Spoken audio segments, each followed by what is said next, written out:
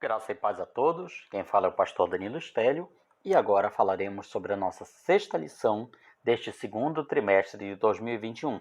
Gálatas capítulo 6, as marcas de Cristo na vida do cristão. Texto áureo: e não nos cansemos de fazer o bem, porque a seu tempo ceifaremos, se não desfalecermos. Gálatas capítulo 6, versículo 9. Leitura bíblica, Gálatas capítulo 6, versículos 1 a 18. A verdade prática nos fala: o que importa é ser uma nova criatura e viver evidenciando as marcas de Cristo em nossa vida. Os hinos sugeridos da harpa cristã são os de número 156 e 291. Chegamos ao final da carta do apóstolo Paulo aos Gálatas.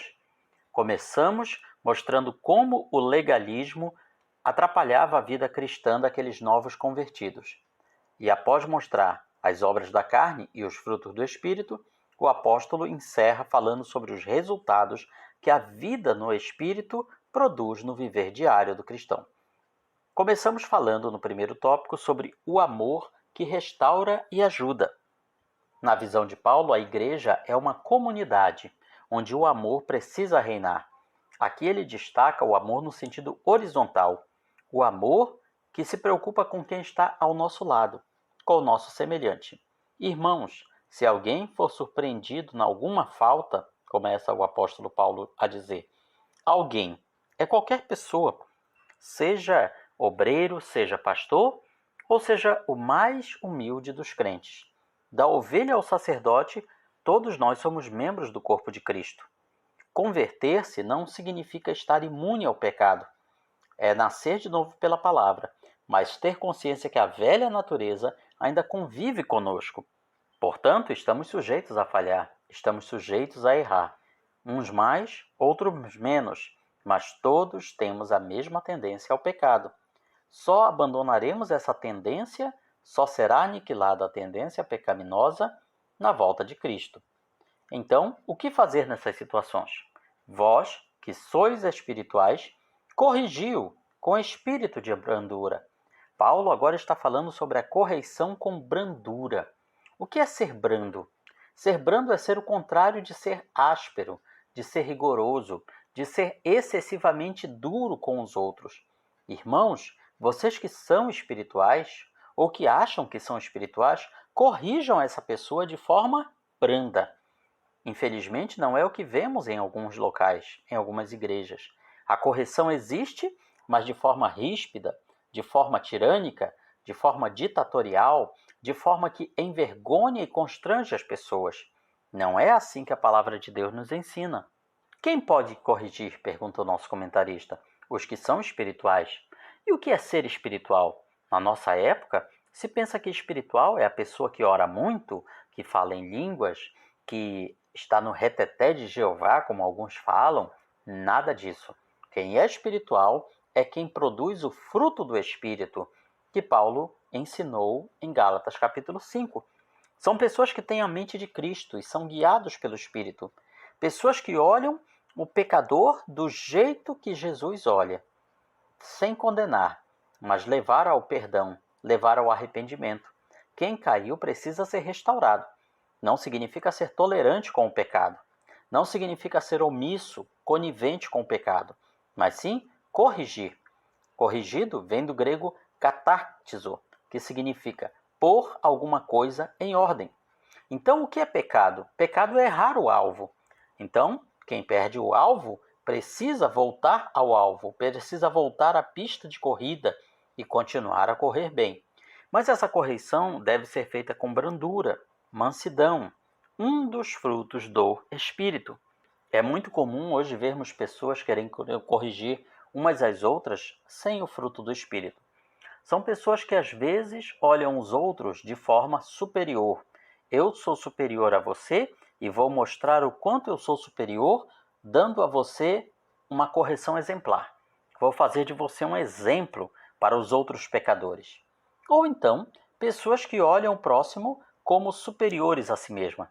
Você errou e como você é superior a mim, eu vou usar essa correção para te diminuir, para te desqualificar. Nenhuma das duas atitudes é cristã. Nenhuma dessas duas atitudes reflete a mansidão, que é o fruto do Espírito. É isso que fala no segundo item. No terceiro, fala do cuidado com a tentação. Guarda-te para que não sejas também tentado.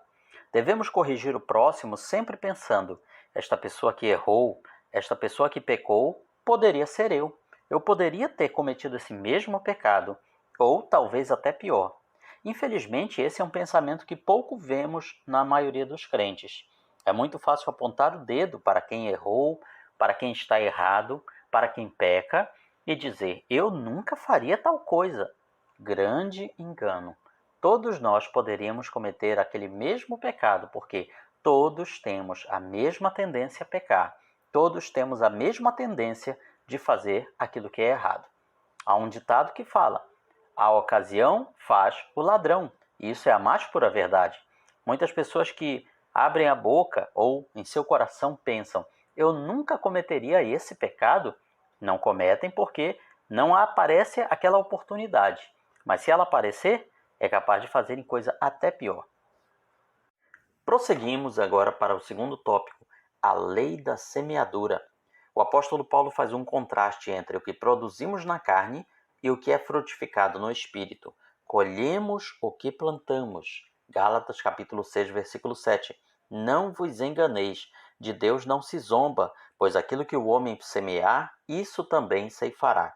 Quando fala de Deus não se zomba, é um termo grego que quer dizer literalmente: ninguém torce o nariz para Deus sem castigo.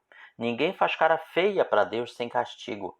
Aquilo que a pessoa semear, aquilo que o ser humano plantar, isso ele vai ceifar, isso ele vai colher. Tudo o que plantamos, nós colhemos. Somos livres para escolher o que plantar, mas não somos livres para escolher as consequências do que plantamos. É a lei da causa e efeito. É como na natureza. Uma árvore má não dá bons frutos. Uma árvore boa não dá maus frutos. A questão da colheita também tem a ver com a quantidade. Nós geralmente dizemos algo do tipo: fulano está semeando e isso vai colher aquilo. Não, não é verdade. Vai colher muito mais do que plantou. Toda plantação você colhe mais do que você planta. As sementes, seja elas de que espécie for, elas se multiplicam. Os frutos serão muito mais em termos de quantidade do que a semente. Portanto, todo bem que nós fizermos, nós iremos colher mais bem do que plantamos. E todo mal que fizermos, por menor que seja, nós iremos colher mais do que plantamos. Portanto, devemos tomar muito cuidado com essa questão. Isso é sintetizado no ditado: quem semeia ventos, colhe tempestade. Portanto, Deus não se deixa zombar. Ele não ficará devendo nada a ninguém, tanto nesta vida quanto na eternidade. A eternidade será o grande sinal de igual que vai fechar a equação da vida. Às vezes observamos pessoas que plantam muito nesta vida e parece que não colhem, seja o bem, seja o mal. Mas aí nós estamos olhando apenas um lado da equação. Existe o outro lado. Depois do sinal de igual da equação, vem o resto da conta, que é a eternidade. E lá é que a conta vai fechar direitinho. Eu sempre gosto de lembrar que Deus não vai ficar devendo nada para ninguém. Seja bom, seja mal, o que fizermos, Ele nos recompensará, de uma maneira ou de outra, tanto nesta vida quanto na eternidade. O nosso comentarista destaca que na lei da semeadura, não apenas a semente é determinante, mas também o solo onde está semeando. Não adianta colocar semente boa num monturo de lixo. O ideal é semearmos uma boa semente em um bom terreno. Portanto, não basta você fazer o bem. Esse bem precisa ser semeado num bom terreno. E o que é um bom terreno? É o coração das pessoas. Existem pessoas que recebem a semente do bem que nós fazemos de uma forma muito excelente, muito maravilhosa. Mas existem pessoas que têm o seu coração tão duro, tão árido, tão hostil, tão seco, que não importa quanto bem você plante, nunca vai nascer nada ali naquele solo. A menos que a pessoa, em algum momento, resolva mudar o terreno do seu coração, resolva se tornar um solo fértil e assim receber as sementes do bem que nós plantamos. O segundo item traz uma pergunta: semear na carne ou no espírito? Porque o que semeia para a sua própria carne, da carne colherá a corrupção. Mas o que semeia para o espírito, do espírito colherá vida eterna. Espírito aqui é o Espírito Santo, é o Espírito de Deus. Aqui novamente o apóstolo Paulo coloca em conflito esses dois elementos, carne e espírito. O que é semear na carne? É dar condições para que a velha natureza, o velho Adão, a velha Eva, a nossa natureza pecadora, é deixar que ela faça o que ela quer. É não colocar limites na nossa natureza pecadora, nos nossos instintos, nos nossos desejos, nas nossas emoções carnais. É não se reprimir, é deixar que essa velha natureza siga o seu curso livremente. É isso que significa semear na carne. O semear no espírito é o inverso, é nós segurarmos essa nossa natureza carnal, humana, não dar lugar à carne, reprimir os nossos maus instintos, os nossos maus desejos e dar lugar para a natureza de Deus em nossa vida, de fazer o bem. O nosso instinto não é de fazer o bem, é de fazer o mal. Mas quando nós semeamos no espírito, nós incentivamos a prática do bem e aos poucos nós vamos nos acostumando a fazer o bem. Isso passa a ser algo automático, uma resposta automática da nossa vida. Portanto, devemos estar muito preocupados. Onde estamos semeando? E de que maneira? No terceiro item, nós temos um conselho muito importante. Não nos cansemos de fazer o bem, porque a seu tempo, ou seja, no tempo certo, colheremos, ceifaremos, se não desfalecermos, ou seja, se não desistirmos. Três elementos aqui. O tempo. Quando devemos fazer o bem? Sempre, em todo momento. Não apenas quando as pessoas estão olhando, não apenas quando é importante para a nossa popularidade, mas todo momento. Fazer o bem sem olhar a quem não é fácil, mas com o Espírito de Deus em nossa vida nós podemos. Portanto, esse alcance, que é o outro elemento da nossa prática do bem, deve ser para todas as pessoas, não apenas a um pequeno grupo, não somente os irmãos da nossa congregação, da nossa igreja, mas a todas as pessoas que pudermos, até aquelas pessoas que, pela nossa visão, nós não iríamos fazer o bem àquela pessoa. A prioridade, claro, é a família da fé, é os irmãos da fé, os domésticos na fé, a família de Deus, os demais cristãos. Porém, fazer o bem deve ser para todos, não apenas para os nossos irmãos em Cristo. Fazer o bem é acompanhado de uma exortação. Não nos cansemos, porque existem pessoas que começam a fazer o bem, mas em algum momento desistem, se cansam. Pensam alguma coisa do tipo: eu fiz tanto bem e só recebi o mal. Então cansei de fazer o bem.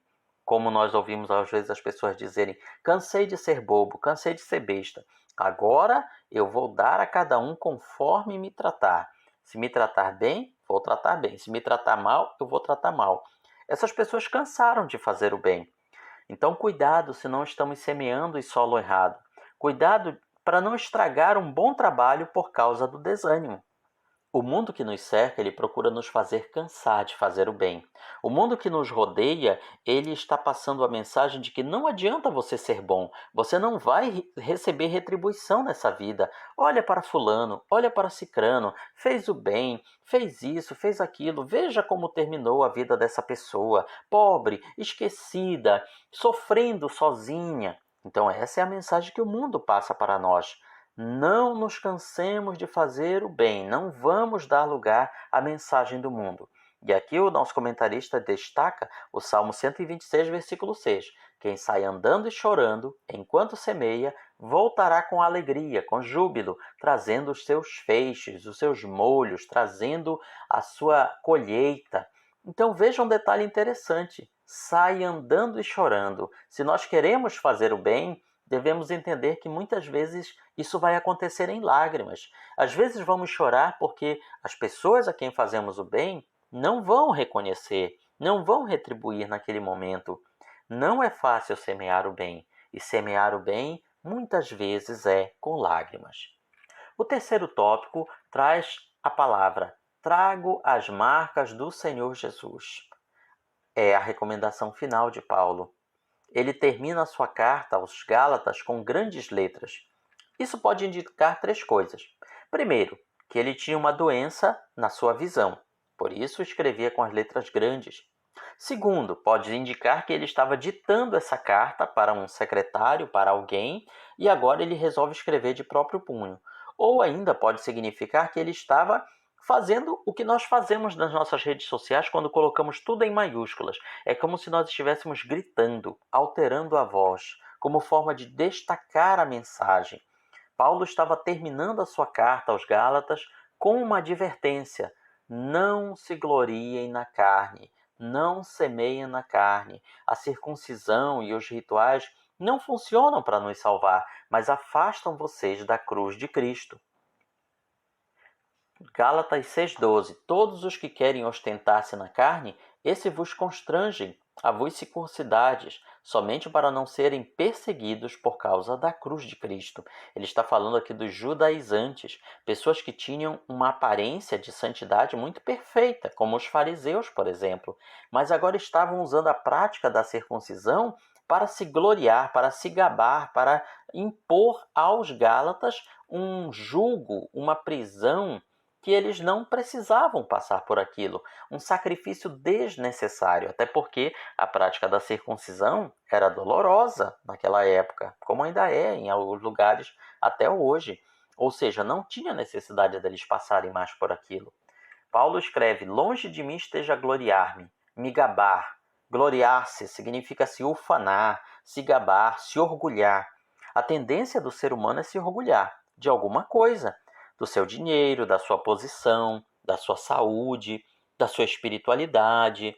Eu frequento a igreja todo dia, eu contribuo dessa maneira mais excelente do que a dos outros, e assim por diante.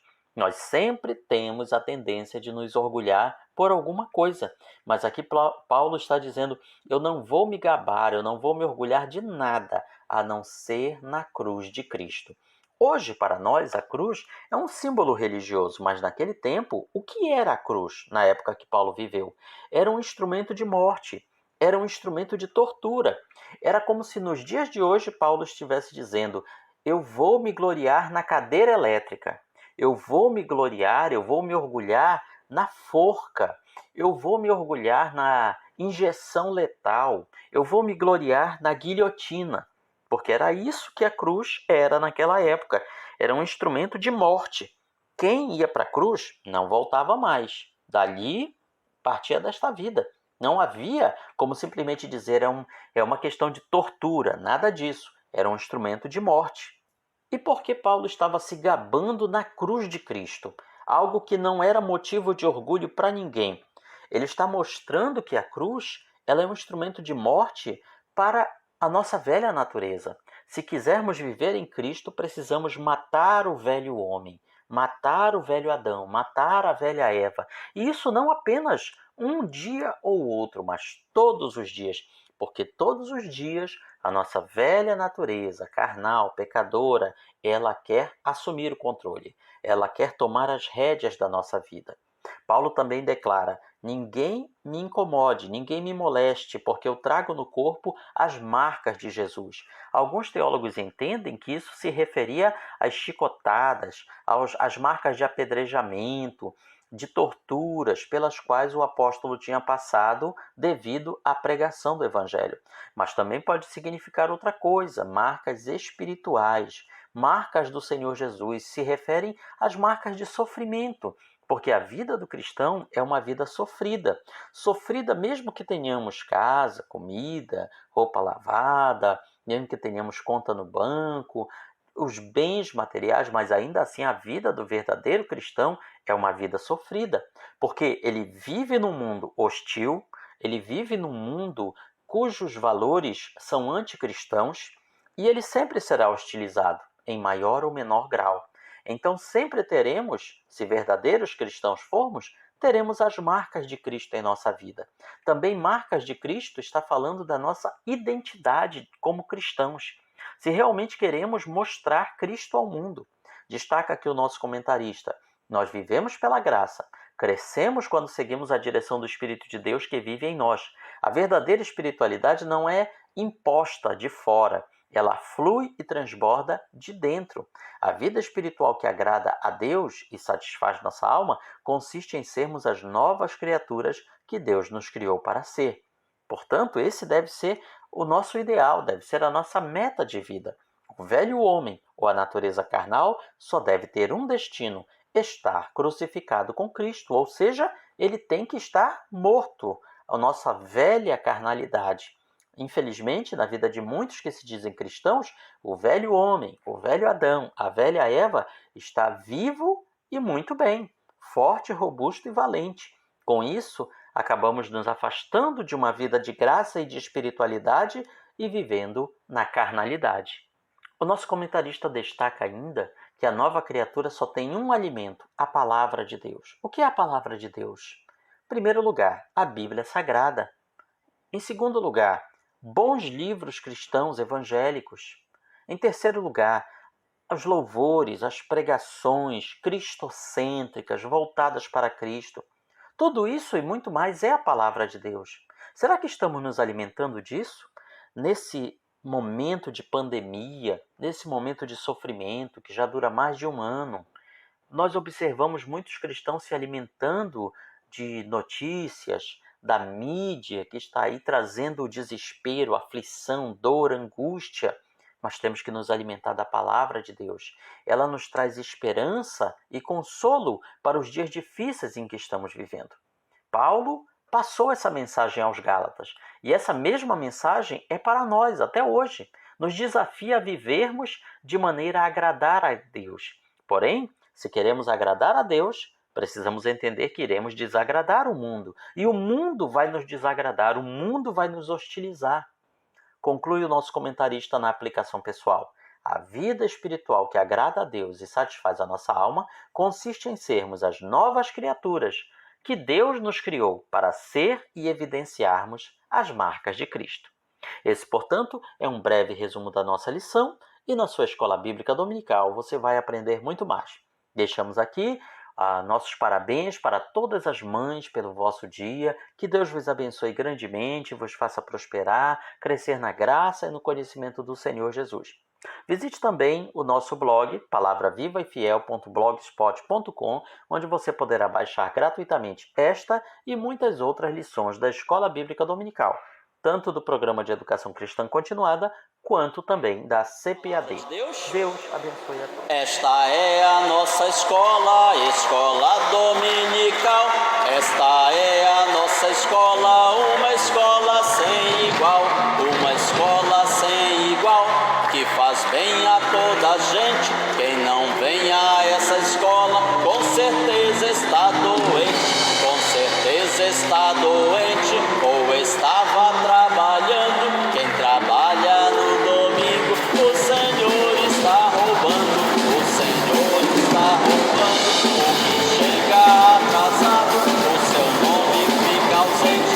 Ele fica envergonhado, ele fica envergonhado por não saber a lição. O professor faz a pergunta, ele diz eu não sei não. Ele diz eu não sei não. O professor vai ensinar, ele senta no seu banco e começa a cochilar. E não ouve o relatório, com certeza ele pensa que essa escola é